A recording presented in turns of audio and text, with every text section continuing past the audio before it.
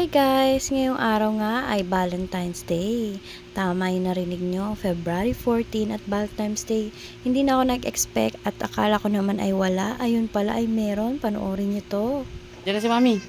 Give to Mami. Ano, bigyan mo na si Mami.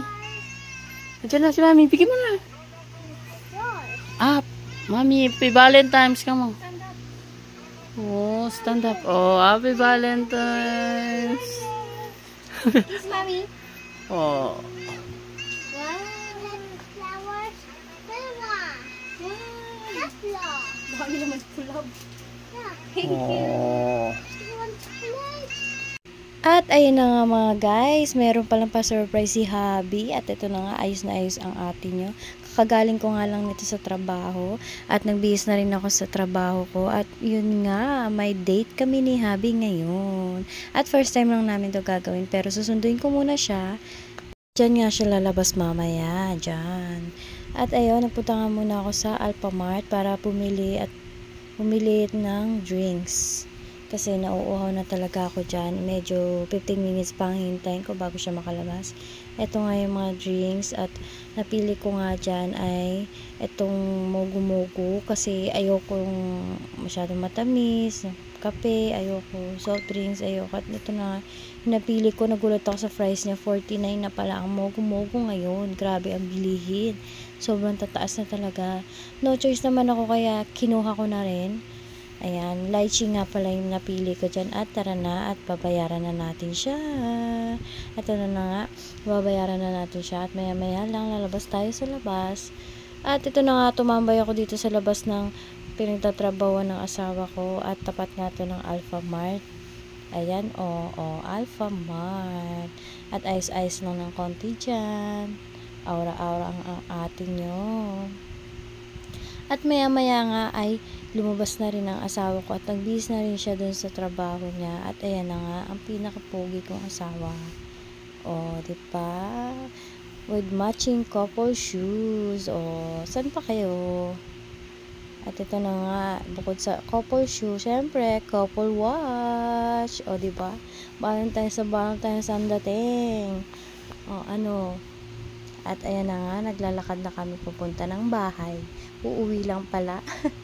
Joke lang, hindi. Idadaan lang muna namin yung mga debit-bitin namin.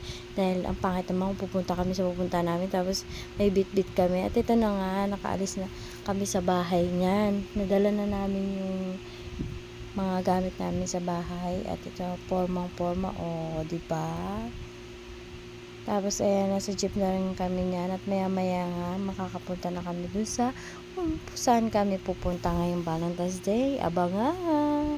At maya-maya nga ay nandito na kami sa SM Bacoor. O ano, akala nyo, ano nasa isip nyo? Huwag kayong ganyan, masama yan. SM Bacoor lang. At yun nga, pagpasok ko nga ay kitang-kitang Valentine's Day talaga. Yung mga design ng mga kainan, talagang Valentine's na Valentine's. At sa baba marami siyang mga bilihan ng cake, chocolate, flowers.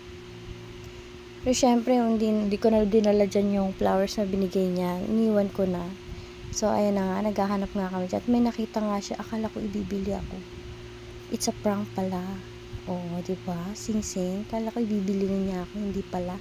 Kamali lang daw pala siya. Tumingin lang. Sana all. Ito na nga, nakita ko yung lutuan ng ramyun bar. Ang ganda pala niya, pero ang mahal. At hinanap ko nga tong food court dahil may hinahanap akong isang pagkain dito na ice cream na umuusok. Tapos, ayan, pagpasok naman namin, ito na ang nakita namin. Yung donut na maliit na dati pa Lil Orbit mini donuts. Sikat na sikat yan dati nung kabataan ko. So, ngayon nga, ang mahal na niya.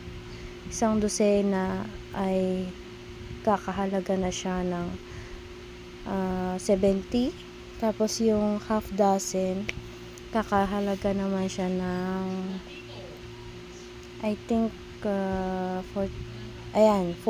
Pinahirapan pa ang sarili, no? Binidyo naman pala, no? At ayan na nga, nagpaluto na nga ako dyan ng isang dosena dahil kukulangin naman ako sa 6 na piraso. Kaya isang dosena na ang pinaluto ko dyan agad-agad. agad. At ayun na nga yung amoy niya, naaamoy ko na. At cinnamon nga ang pinili kong flavor. So ayun na nga, natapos na nga bumili. Ayan, excited na. Nakita nga ng asawa ko tong pagkain dito sa food court. Talagang sobrang dami. Napawaw siya doon sa lechon, no? Kaso bawal kasi baka high blood din. Diyos ko po. Ang dami talagang pagkain. Nakakatakam. Pero ang pinakagusto ko talagang kainan, yung samgyeopsal. Kaso, ang haba ng pila. Hindi kami nakapila. Sobrang haba ng pila. Ay, naku, wag na lang sa susunod na lang. Ang pangit pala pumunta dito sa SM kapag ka Valentine's Day or may okasyon dahil sobrang haba ng pila. Kaya, ayan, naghanap na lang kami ng asawa ko ng bibilhan niya ng tsinelas na Nike. Kaso, ang nakita namin, sapatos lang. Walang Nike. Ay, walang tsinelas. Ano ba yan? Kaya sabi niya sa Robinson na lang at ang mamahal talaga dito sa SM, grabe. Malulula ka talaga sa presyo, Diyos ko po. Maya-maya nga bumaba kami sa ground floor at ito na nga yung nakita namin. Akala ko may ice cream na umuusok dito. Kaso wala pala. Puro pang Valentine's lang talaga yung mabibili mo dito. Kasi nga Valentine's, di ba? Ayan nga, may mga souvenir pa, oh. Pwede kang magpalagay ng mga names. At sobrang daming tao dito. Sobra. At meron nga dyan kumakanta. Nakantahan niya ng happy birthday yung may birthday na bata. Fairness, ang ganda ng boses niya. Ito yun, oh. Panoorin nyo. Ito nga pala yung venue, yung design ng kumakanta. Ayan, pwede kayo mag-picture-picture dyan. Pero sabi ng asawa ko, para lang daw yun sa aso. Sana all, kaya hindi na ako nag-picture-picture dyan. At ayan na, naririnig nyo na yung happy birthday to you. O, sana all, diba? At ito nga yung kumanta. Ayan. At fairness, ang ganda ng boses ni Kuya. I love it. Tapos ayun yung bata sa gilid doon na may birthday.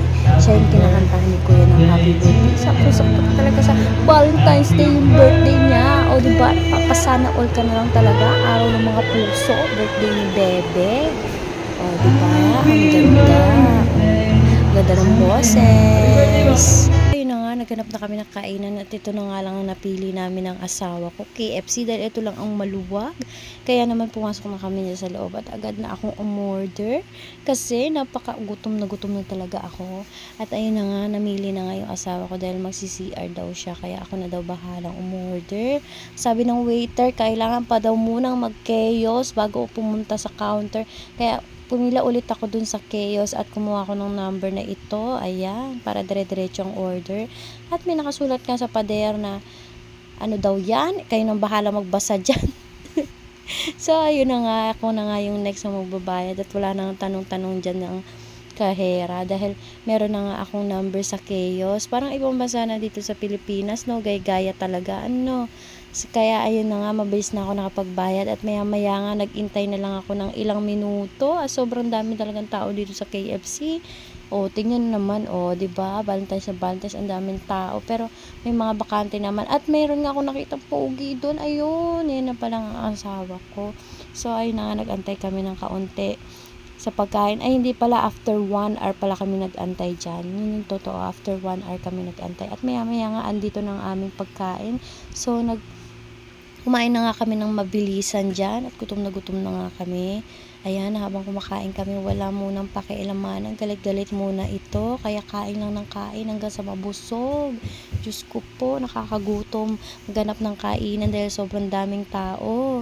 So, ayun na nga, natapos na kami at may nakita nga kami sa labas sa gilid ng SM Bacoor ng balot. Kaya nagbalot naman agad talaga itong aking asawa.